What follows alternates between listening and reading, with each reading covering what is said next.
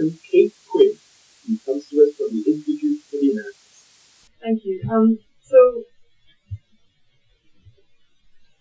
The paper I'm putting today comes out of research that I've been doing over the last several years.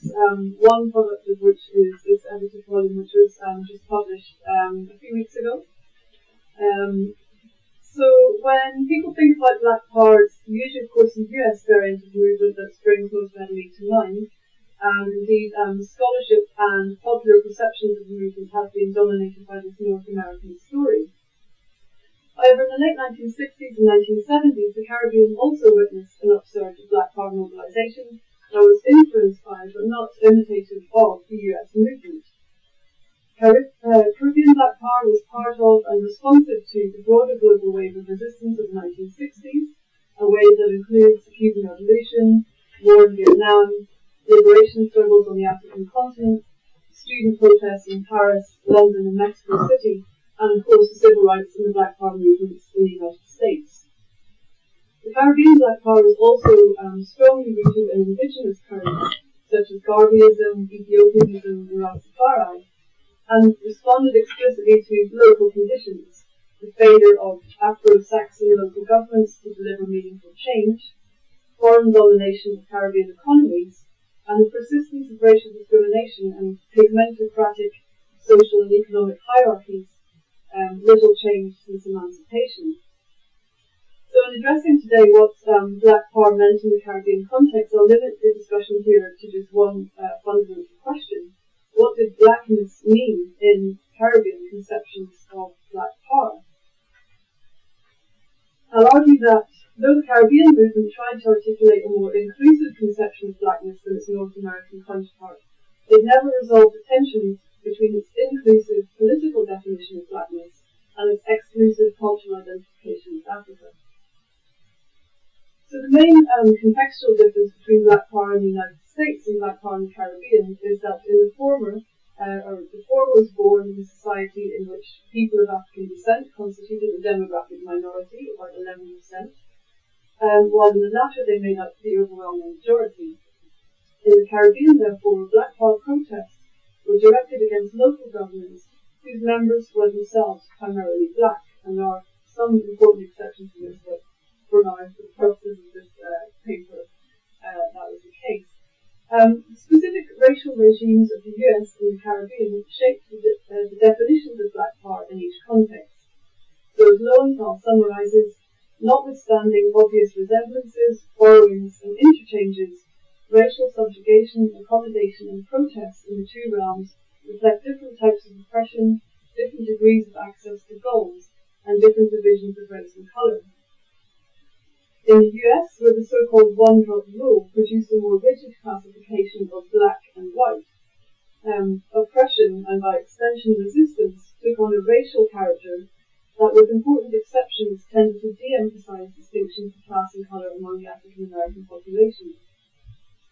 In the Caribbean, where the particular dynamics of colonialism had produced an intermediate and more privileged coloured class, fine distinctions of shade, physical features and economic standing became important, crucial indeed in locating a person's status in society, making class as well as shade important markers of difference within the non-white population.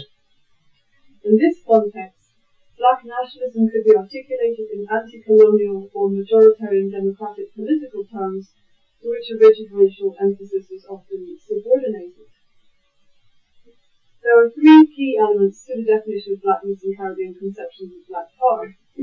One is its ideas about a global white power system into which the Caribbean is inserted. Two is the question of class and its analysis of the local black and brown middle class. And three is the extent to which it did or did not incorporate the region's many ethnicities.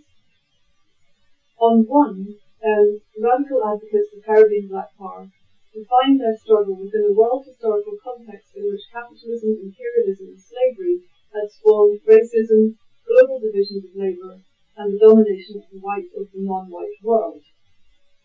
This international perspective shaped an inclusive definition of blackness that encompassed not only Africans and the African diaspora, but also all non-whites, anyone who had been exploited within the global white power system. quote one of these Black Power pamphlets, Black Power in the international sense refers to all people who are not white. Black men, and they most often talk about men, refers to all Africans, Indians, Chinese, Latin, Amerindian, etc. Though there was a clear racial dimension to the conception of white power, its equation of capitalism and imperialism supported a definition of black and white that was primarily ideological. In this schema, anti-imperialists and revolutionaries such as Mao, Che Guevara and Ho Chi Minh could be incorporated as black power heroes, and most famously, Fidel Castro could be hailed as the blackest man in the Americas. On point 2, Caribbean definitions of black power always have a class dimension. Characterizing the region's black and brown middle classes as local agents of the white power system, Walter Rodney argued that the West Indian ruling class, irrespective of its racial or colour composition, supported the preservation of structures that kept the black masses at the bottom of the social ladder. From this perspective, black skin did not necessarily connote blackness, nor did black government mean black power. As Leroy Herbold would propose, this is a quote, the black bourgeoisie have nothing in common with the masses but the colour of their skin.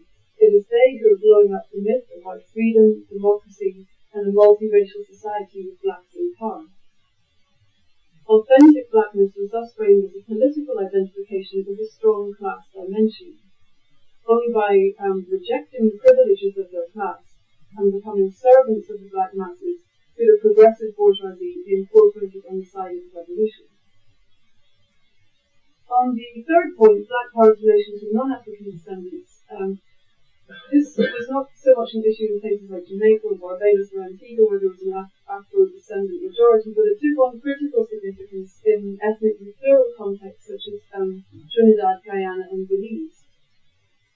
In Trinidad, where Indians made up 40% of the population, the leadership of NJAC, which was the main black power organization, explicitly endorsed the definition of blackness that included the Indian majority, underlining the revolutionary solidarity of what they referred to as the two black races of Trinidad and Tobago, articulating the past and present of shared oppression and common struggle.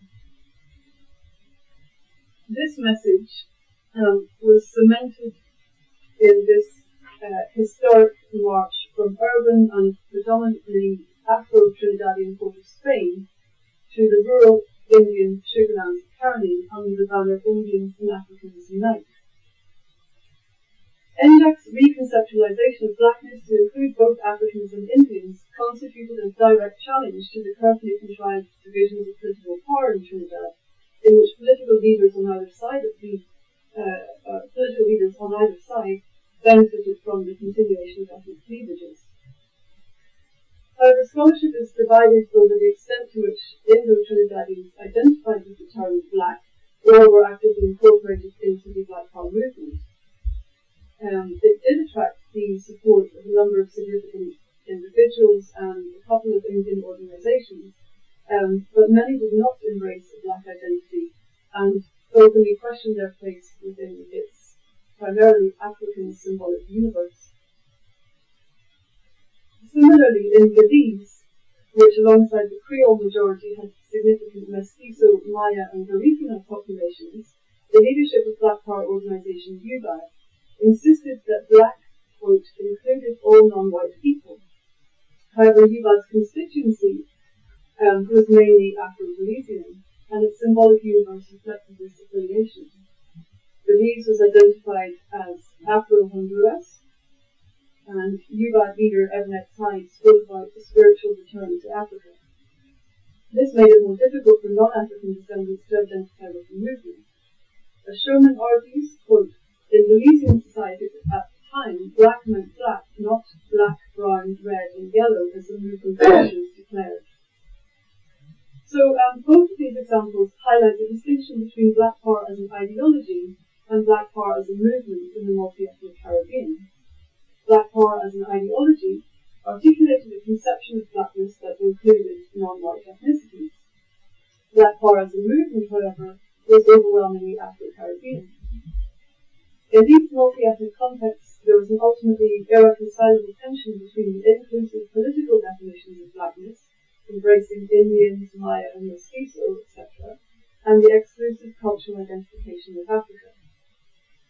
So to conclude, mobilizing around ideas of blackness had both merits and limitations in the Caribbean context. Caribbean Black Power served to foster black pride in societies in which the markers of blackness had long been denigrated.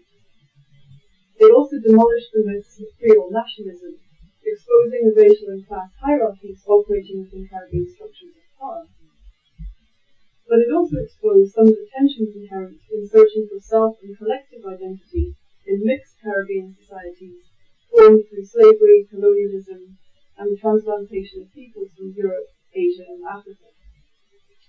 As many of its leaders turned towards a more orthodox Marxist analysis in the 1970s, i.e. away from ideas explicitly about blackness towards a more orthodox focus on class, the slogan Black Power was consigned to history.